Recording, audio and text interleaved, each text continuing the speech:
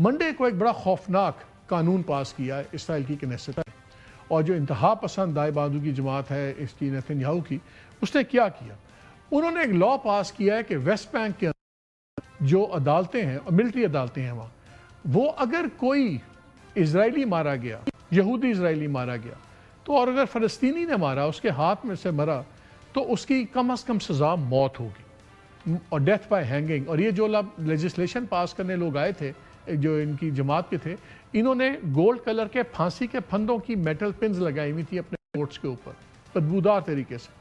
اور اگر کوئی اسرائیلی یہودی کسی پیلسٹینین مسلمان کو مار دے گا تو اس کے لیے سزائے موت نہیں ہے۔ اور پھر یہ بھی کر دیا گیا کہ 90 دن کے اندر یہ پھانسی کی سزا پر عمل ہوگا اور اس کی کوئی اپیل نہیں ہوگی، اور اگر کوئی عدالت ہے تو وہ سمپل میجورٹی، اگر 3 ججز کا پینل ہے تو سمپل میجورٹی سے سزائے موت ہوگی، اس کے اندر آپ کو کنسنسس بھی نہیں ہے، اس کی اپیل بھی نہیں ہے اس فیصلے کی۔ اور یہ اس لیے خطرناک چیز ہے کہ ابھی تک جو ریکارڈ ہے وہاں پہ ملٹری کورٹس کا، اس میں جو فلسطینی مسلمانوں کو سزا دینے کی شرح ہے وہ 99.74% ہے، یعنی کہ 100% قریباً ہر فیصلے میں ان کو سزا ہی ہوتی ہے۔ اب ان پہ اوپر لازم کر دیا گیا ہے کہ یہ سزا موت کی ہوگی اگر قتل کا ہوتا ہے۔ اس تقریباً 9,500 فلسطینی ان کی قید میں ہیں اسرائیلیوں کی زائنسٹ گورنمنٹ سے۔ آدھے سے زیادہ ان کا ایک ایڈمنسٹریٹو ڈیٹینشن آرڈر ہوتا ہے جس کے تحت یہ کسی کو اسی الزام میں بنا کسی مدت کے انڈیفینیٹلی رکھ سکتے ہیں، اس کو ٹرائل کا حق نہیں ہے، اس کو ڈیفنس کا حق نہیں ہے۔ اور اب خیال یہ ہے کہ یہ جو قانون ہے اس کا بے دریغ استعمال کیا جائے گا فلسطینیوں کو پھانسیاں دینے کے لیے۔ اور اس کے برعکس ایک اور واضح کر دیں کہ پچھلی 1 دہائی کا جو ریکارڈ نکالیں اس میں 3% سے زیادہ کبھی کسی سیٹلر کو کسی کو کوئی سزا نہیں ہوئی، اور پچھلے تقریباً 20 سال سے کسی سیٹلر پہ کوئی مقدمہ نہیں چلا، اور سینکڑوں وارداتیں ہو چکی ہوئی ہیں، مرڈرز کی، سیٹلرز نے جنہوں نے آ کے گھروں پہ حملے کیے، سب کچھ۔ اس الجزیرہ کا انالیسز ہے جس میں انہوں نے بتایا کہ یہ جو اس کو خالی قانون کو اس طرح دیکھنا بہت بڑی غلط ہوگی کہ شاید صرف فلسطینیوں کو مارنے کی بات ہو رہی ہے۔ ان کا نہیں، یہ زمین ہتھیانے کا سلسلہ ہے، اور یہ گریٹر اسرائیل بنانے کی تیاری ہے کہ جہاں پہ ایسے حالات بنا دیے جائیں کہ یا فلسطینی مار دیے جائیں، یا ان کے لیے فلسطین کے یہ ویسٹ بینک اور ان تمام ایریاز میں رہنے کی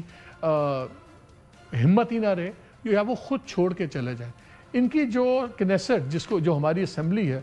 اس کی جو انٹیریئر کمیٹی، اس کا جو چیئرمین ہے کمیٹی آن انٹیریئر اور سیکیورٹی پہ، اس نے 3 دن پہلے ایک بیان دیا جس میں اس نے کہا کہ جنین جو ویسٹ بینک کا ایریا ہے، کہ جنین میں تو کوئی انوسنٹ فلسطینی ہے، وہاں کا کوئی بچہ بھی انوسنٹ نہیں ہے، معصوم کوئی شہری ہے وہاں کا، نہ کوئی بے گناہ بچہ ہے۔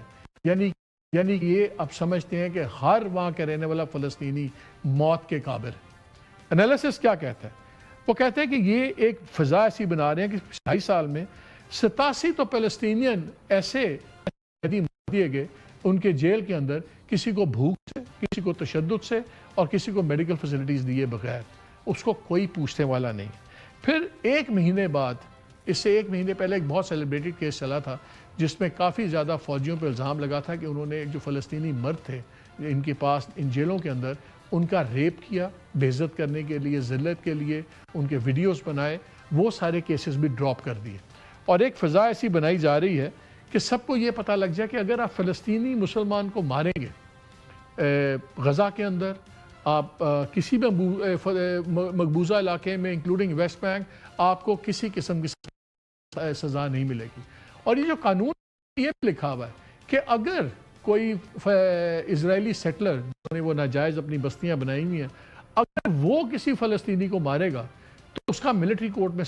ٹرائل نہیں ہوگا، اس کا ٹرائل اسرائیل کی سول کورٹ میں ہوگا۔ یہ اور بات ہے کہ 10 سالوں سے کسی کا ٹرائل نہیں ہوا، لیکن اس کے اندر بھی ہے۔ اور اگر کوئی سیٹلر فلسطینی کو مارے گا تو اس پہ موت کی جو شرط ہے وہ لازم نہیں ہے، وہاں جج کے پاس مرضی ہے کہ سزائے موت دے یا عمر قید دے، لیکن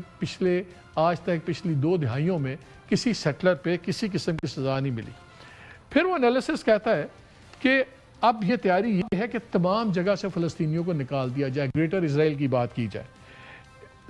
7300 سے زیادہ وائلیشن صرف جب سے یہ ایران جنگ شروع ہوئی ہے، 7300 سے زیادہ واقعات ہوئے ہیں جس میں سیٹلرز نے ویسٹ بینک میں اور دوسرے علاقوں میں لوگوں کو قتل کیا ہے، ان کے گھر لوٹے ہیں، جلائے ہیں اور شہر بند کر دیے ہیں تاکہ وہ بے دخلی سے چلے جائیں۔ 2023 کے اندر ایک علاقہ تھا خربت زنوتا، یہ سدرن ویسٹ بینک کا علاقہ تھا، پورے کی پوری پاپولیشن کو وہاں سے نکلنے پہ مجبور کیا گیا۔ نارتھ کے 2025 میں ریفیوجی کیمپس تھے، ان کو آرمی نے توڑ دیا، گرا دیا، وہاں پر اپنی بیسز بنا دی۔ اس میں جنوری اور مارچ کے درمیان اس سال